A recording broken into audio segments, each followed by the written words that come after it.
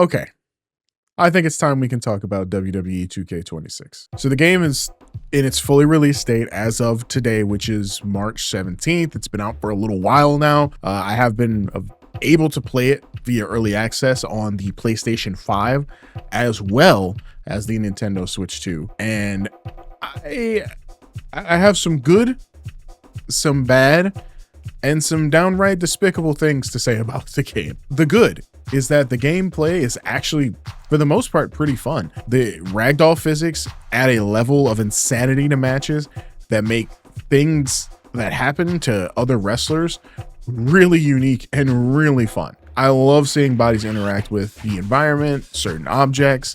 Thumbtacks is especially one that I love because you get to use them and then you get to get more of them. So you just put thumbtacks damn near across the entire area and they just stay there. And then of course you can do like a table spot into the tacks. It's so fun.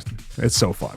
And then of course, like the steps, for example, you can throw your opponent into and on top of the steel steps and they kind of just rest upon them and then they react accordingly. It's a really good trade-off. That being said, that gameplay is so fun, but the thing that really kills it and slows it down is the purple stamina meter. And yes, I'm wearing a purple hoodie to reflect that because it's so egregious at times where you'll be fighting and you're doing your best. You're reversing moves, you're progressing forward, and then the next thing you know, you get hit with a purple stamina bar and you can't do anything.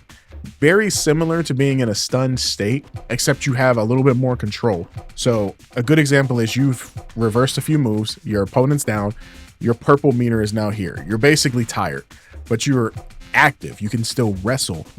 The reason why this is so detrimental is because if they reverse a move, you can't reverse whatever comes next. But if you put on the attack and they can't reverse, the purple meter does go away quicker as a result. It's just a back and forth swing that kind of works, but how quickly you get the purple meter is really annoying.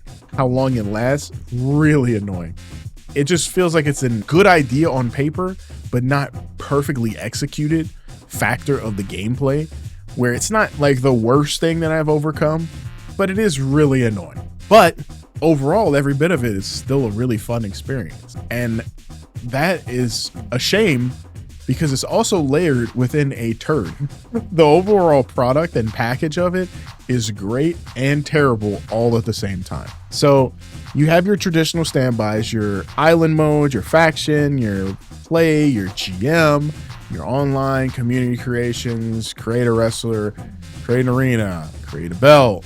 You have your showcase mode and your My Rise mode. I want to talk about My Rise first. My Rise is pretty bad this year.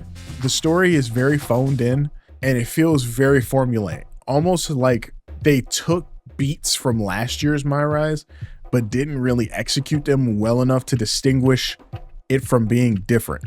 Last year's My Rise had a lot of very strong highs to it with its multiple branching pathways. It's just that in order to get to those branching pathways took a long time. And that was my biggest complaint of last year's My Rise campaign overall, but it was fun. This year's, you have a deviation, but they're both not really that great. They're both pretty mediocre.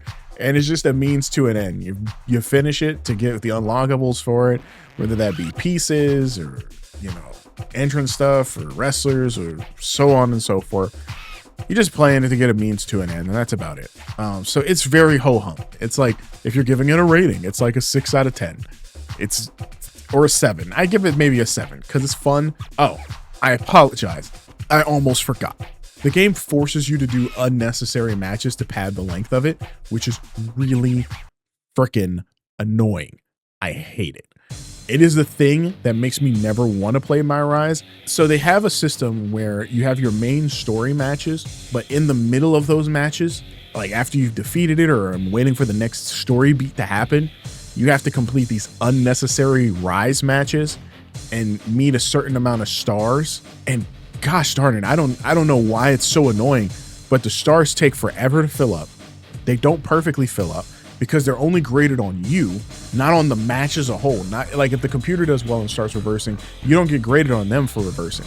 You have to reverse well. And even then you're only getting 10 points. At most, I think in order for me to get a 4-star match, I had to play like 30 minutes of a match. I had to pad that match out beyond comprehension just to make it like something interesting.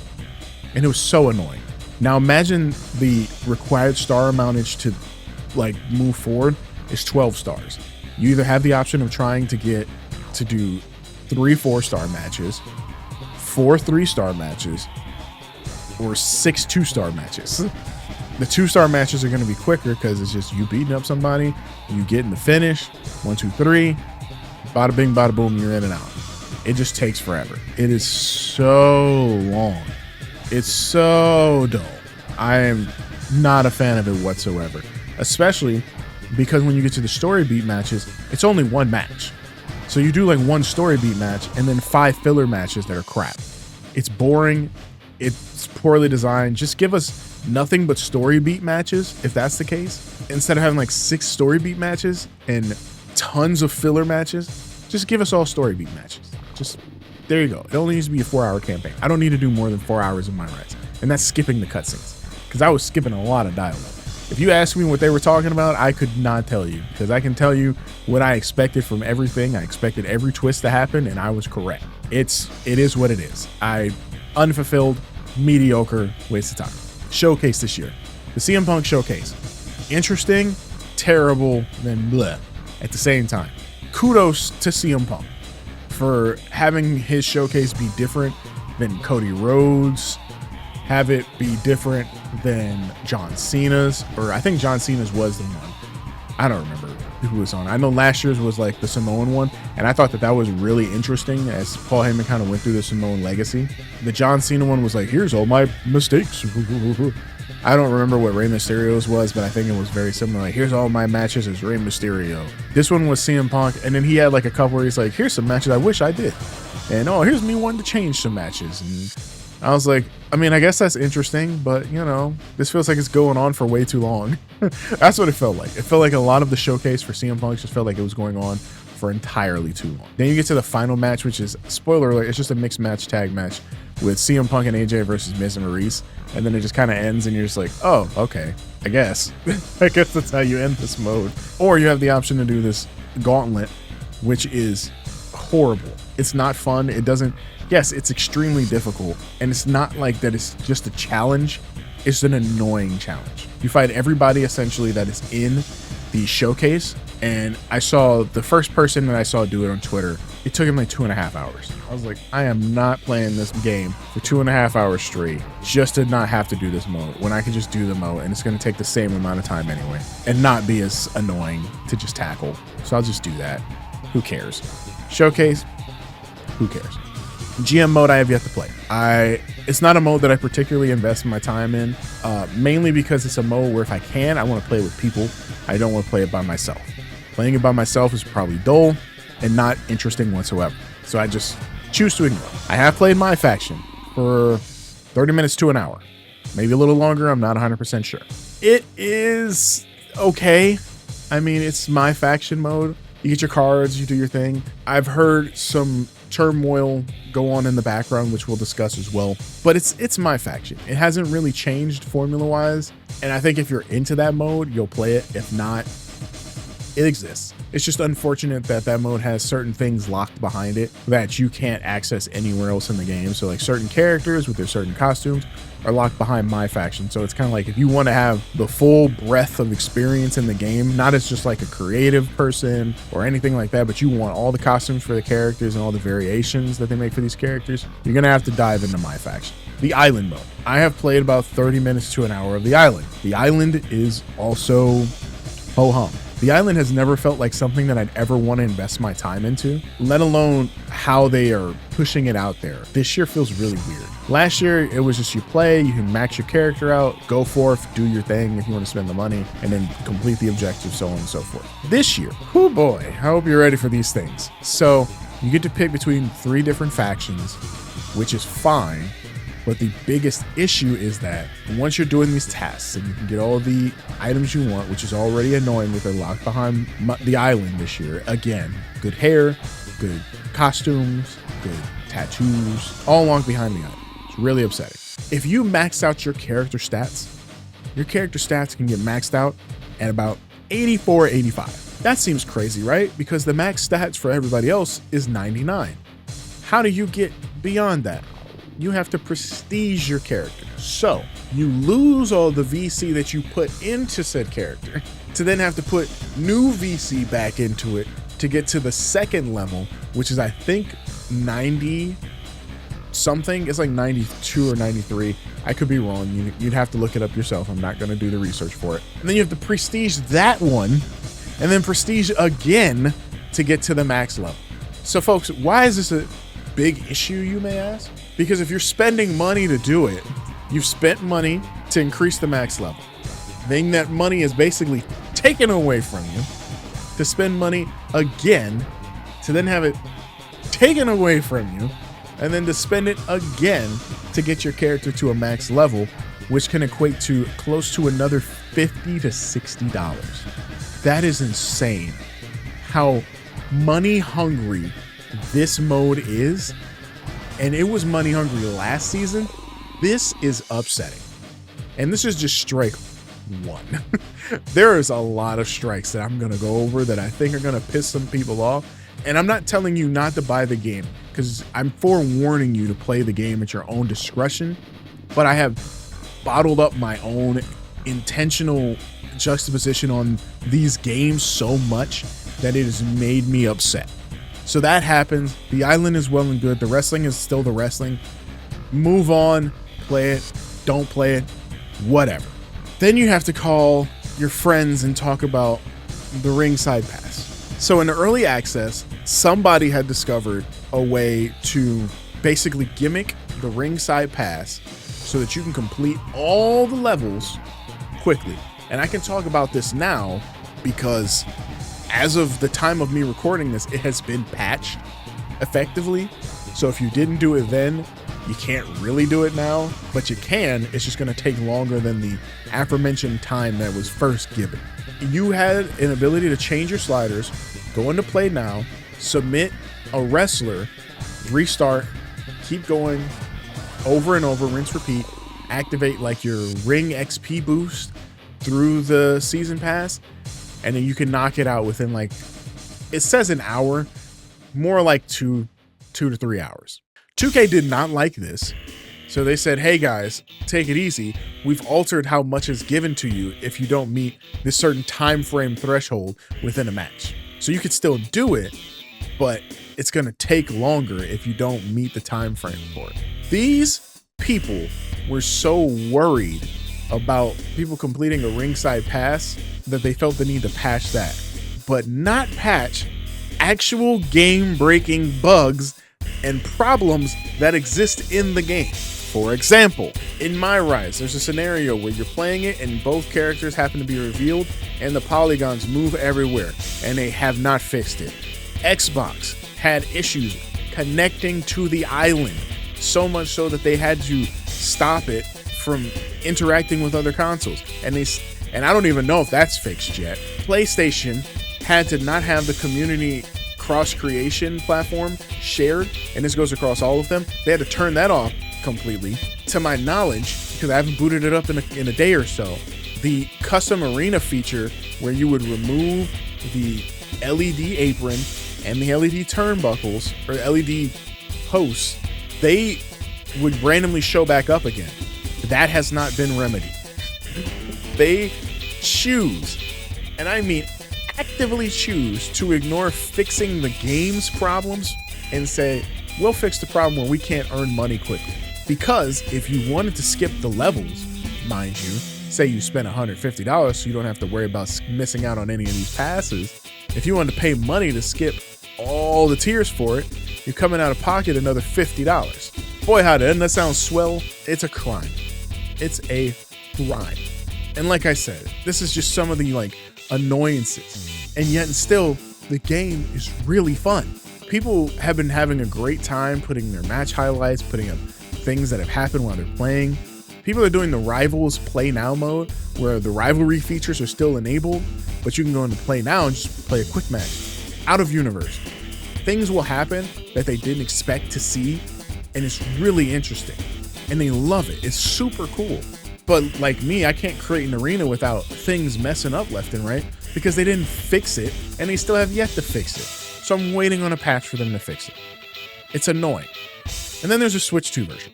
The Switch 2 version actually runs really well and it looks not bad at all. What would be my gripe with the Switch 2 version? Nintendo.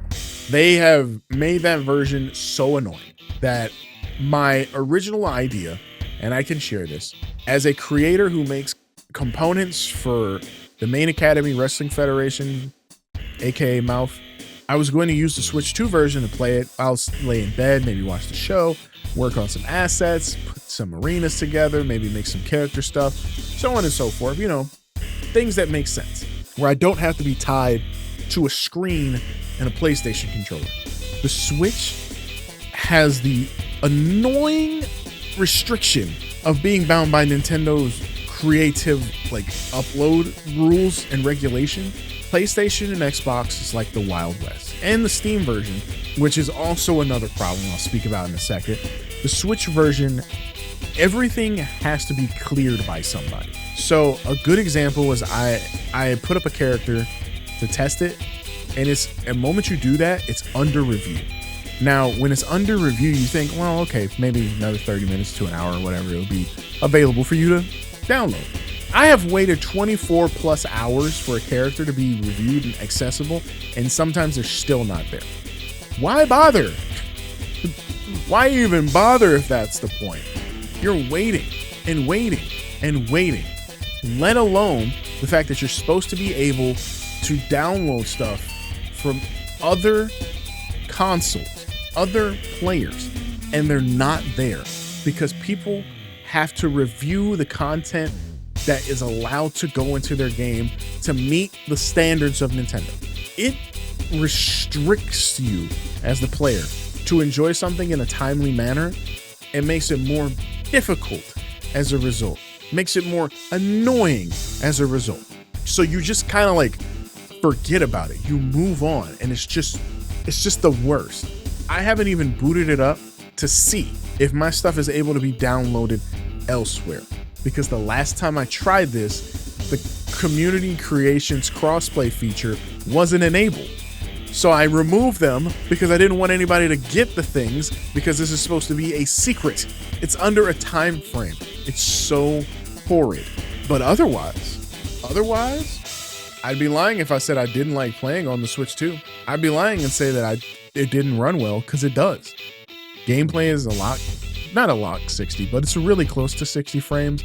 The entrances and all cutscenes are roughly around 30, which is usually what it is on console, so it's really impressive. It doesn't look quite as sharp, I'd say, as like the PS5 or Xbox version, but what it does look like is really good. It's definitely not bad at all, and it's not like, oh, Mortal Kombat 1 from Switch 1 to the PlayStation 5 and Xbox version where it was hideous. No, this is actually pretty good. It's actually a really good representation of what you can play, and I think it's actually swell. It's just that the hindrances are just annoying. And then there's the Steam version, which is basically a fully fleshed out feature, but you can't play with other people. You're just limited to Steam because they can't figure out a way for people to stop hacking their game. And they're not doing anything bad per se. They're just manipulating some of the assets and making it available on their community creations. So then it damages some of the console players and it messes things up. It's upsetting. Steam is usually my preferred way to play most of my games, is on PC. I prefer it if every game comes on Steam and I can play with my friends across platforms, but I just can't. So I have to resort to playing on PlayStation as a result. I can play on Xbox, sure, but nobody's doing that. That's silly. I'll play on my PlayStation version. That's no jab at Xbox. I love my Xbox Series X. It's just, yeah, most of the fan base for everything is on PlayStation now. So that's just where I handle all my business. But it's just really upsetting because, like I said, by and large, the game is really fun. And I'm happy to report that I'm going to play it. And I'm going to want to play it because I have a good time playing it. Like, I'm not like upset about the purchases that I've made. I'm going to show Switch 2 footage here, and I'm going to like show like PlayStation footage here. And, you know, it's going to be intermittent, and I'm going to do my best throughout the course of the year to give you an idea of what certain things look like on Switch, certain things look like on PlayStation. I'm going to be better at it. I kind of was hesitant because I didn't know what to do content-wise, because everything so far has been very restricted. And with those restrictions, it's just been very like upsetting and how I can produce content for everybody wanting to watch WWE footage. But I know that I like the game, and then I know that because of that, I'll be playing the game. I just want them to fix the game. I want them to do their damnedest to make the game feel like it's worth the money invested, so I can put the time that I'm going to invest in it and not feel like I've wasted any effort in doing so. So, if you have similar thoughts or have your own formulated opinions regarding WWE 2K26, not only on PS5 and Xbox Series X, but Switch 2 and Steam, please let me know in the comments below. Like, comment, share, subscribe, so on and so forth. Be all benign. Just do your thing. I'll catch you guys in the next video. I'm Chris Panda, and I'll check you guys later.